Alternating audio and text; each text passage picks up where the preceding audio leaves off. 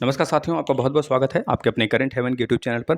आशा करते हैं बेहतरीन होंगे और अपने एग्ज़ाम के लिए आप बिल्कुल डेडिकेट होंगे बच्चों, क्योंकि रिज़ल्ट आने के बाद आपको बहुत कम समय मिलेगा, लगभग 2 से डेढ़ महीने हो सकता है। स्क्रूटनी के प्रोसेस अगर स्टार्ट हो जाते हैं तो 2 महीने मान के चलते हैं मिलेंगे आपको।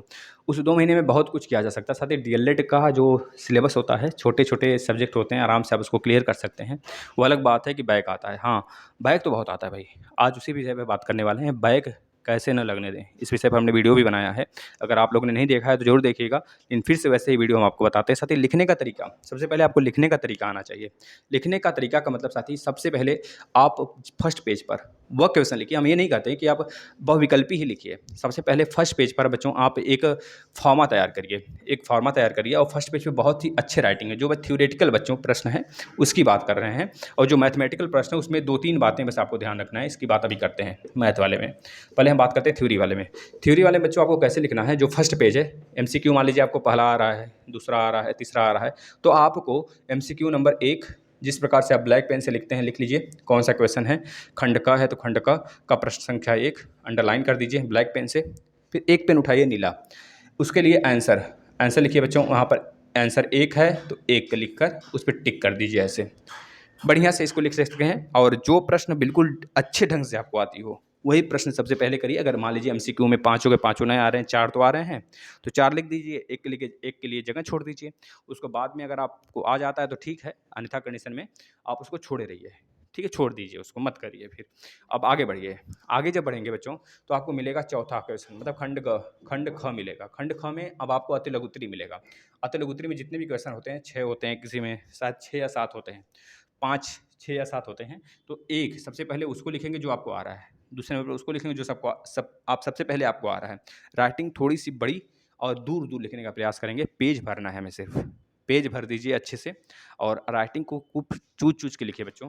अगर आप गलत भी लिखते हैं तो आपको नंबर दिया जाएगा, उसमें कोई दो राय नहीं है, क्योंकि एग्ज़ामिनर की सबसे पहली नज़र इस पे दौड़ती है बच्चों, क्योंकि बूढ़े होते हैं, मैक्सिमम वो लोग बूढ़े हो जाते हैं बच्चों, और मतलब एजेड होते हैं। उनका सिर्फ़ यही मानना होता है जो बच्चा हिंदी मतलब राइटिंग जिसका अच्छा है, कुछ लोग की मेंटालिटी होती है, राइटिंग अच्छा जिसका वो बच्चे पढ़ने में बहुत तेज़ है, मेंटालिटी होती है। जिस प्रकार से अगर अपनी माने तो हमारी राइटिंग तो अच्छी नहीं है, लेकिन हम भी ट्रिक से, टेक्निक से लिखे थे बच्चों, जिसमें कि अच्छा नंबर मेरा स्कोर हुआ है बीएड में, लगभग 76-78% के आसपास, है ना? तो आप लोग भी इतना स्कोर कर सकते हैं बच्चों। डीएलएड में तो बहुत अच्छे-अच्छे नंबर स्कोर होते हैं।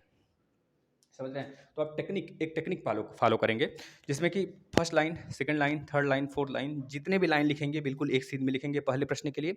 और तीसरी बात, एक चीज़ और ध्यान देंगे, 2 बात हो गई। पहले जो प्रश्न आएगा उसको अच्छे से लिखेंगे। तीसरी बात और ध्यान रखेंगे बच्चों, जिस पेज पे आप लिखते हो, मान लीजिए इस पहले पेज पे हम लिख रहे हैं, एक क्वेश्चन खत्म हुआ, दूसरा क्वेश्चन खत्म हुआ, तीसरा हम स्टार्ट कर रहे हैं, जो तीसरा जो स्टार्ट करना है ये पूरा नहीं हो पाया, आप दूसरे पेज पे चले जाते हो। तो याद करिए, इसी प्रश्न को जो दूसरा है उसी को बढ़ा दीजिए थोड़ा सा, और इसको इस पेज पे मत लिखिए, दूसरे पेज पे आ जाइए, क्योंकि हमको दूसरे पेज पर नहीं जाना है एक क्वेश्चन का राइटिंग लिखने। हम समझ, जो लघुत्तरी है उसको 2-3 पेज में लिखते हैं, तो उसमें जा ही सकते हैं भाई। अब ऐसा नहीं सर ने बोला है लघुत्तरी भी एक ही पेज में लिखने के लिए ना, लघुत्तरी के लिए आप जा सकते हो दूसरे पेज पे, ठीक है? तो यह टेक्निक दूसरी तीसरी बात हो गई। और चौथी बात याद रखना, जो प्रश्न आपको नहीं आता उसको सबसे लास्ट में लिखिए, सबसे लास्ट में लिखिए। और जो उस प्रश्न को इतना अच्छे ढंग से लिखिए, उसकी राइटिंग बहुत बना के बिल्कुल विधिवत अच्छे ढंग से, उसमें लास्ट में जाइए और विधिवत लिखिए बच्चों। एकदम अच्छे से राइटिंग चूज कर एकदम मस्त तरीके से लिखिए। थोड़ा सा हेडलाइटिंग मतलब हेडलाइन वगैरह कर दीजिए।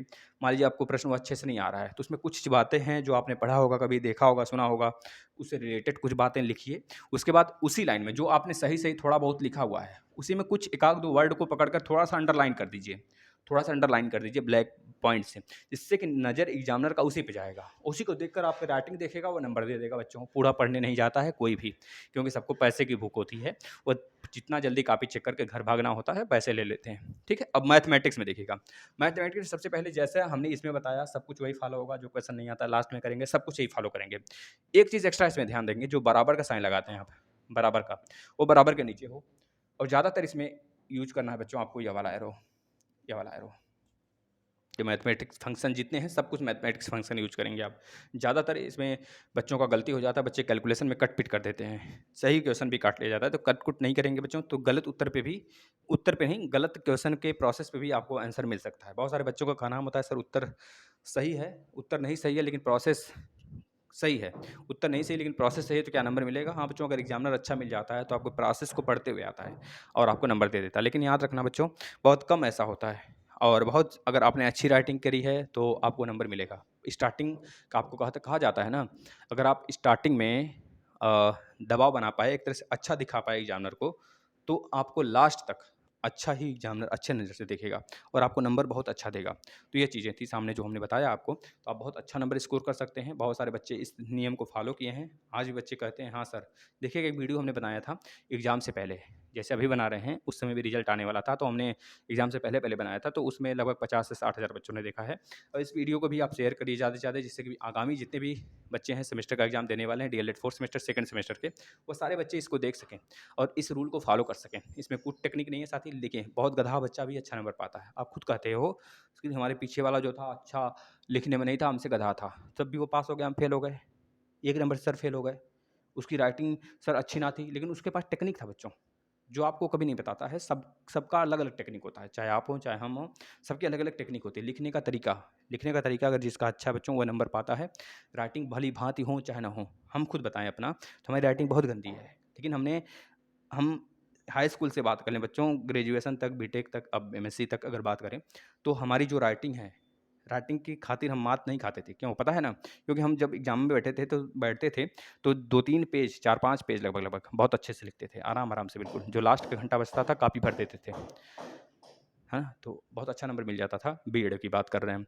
तो यही है, तो आप लोग को ये सारे प्रोसेस फ़ॉलो करने हैं। अगर आप वीडियो पे नए हैं तो चैनल को मतलब चैनल पे नए हैं तो वीडियो नए रूप में देख रहे हैं, नए पर्सन हैं तो आप ज़रूर चैनल को सब्सक्राइब करिएगा। और डीएलएड के सभी सेमेस्टर के क्लास आपको यहाँ पे उपलब्ध हैं, चाहे 4th सेमेस्टर हो, चाहे 2nd हो, चाहे 3rd हो, चाहे 1st हो। और सीटेट, यूपीटेट के सभी सब्जेक्ट के क्लास यहाँ पे उपलब्ध हैं, मात्र इंग्लिश और संस्कृत को छोड़ के। और रही बात, सारे क्लास आप देखिए आकर, बिल्कुल फ्री है। 9 बजे रात में पेट के क्लास चलते हैं, पीईटी, जो यूपी से पीएलएससी के लिए चलाया गया है। सारे बच्चे फॉर्म भर दें, अभी समय है 27 जुलाई तक है, तो आप सभी लोग फॉर्म भरकर, ये नहीं कि डीएलएड के पीछे ही रहे हैं बच्चों, वहाँ से भी आप लाभ ले सकते हैं, ठीक है ना? और जो भी डाउट हो मन में, उसको ज़रूर कमेंट करिएगा, उसको क्लियर किया जाएगा। धन्यवाद।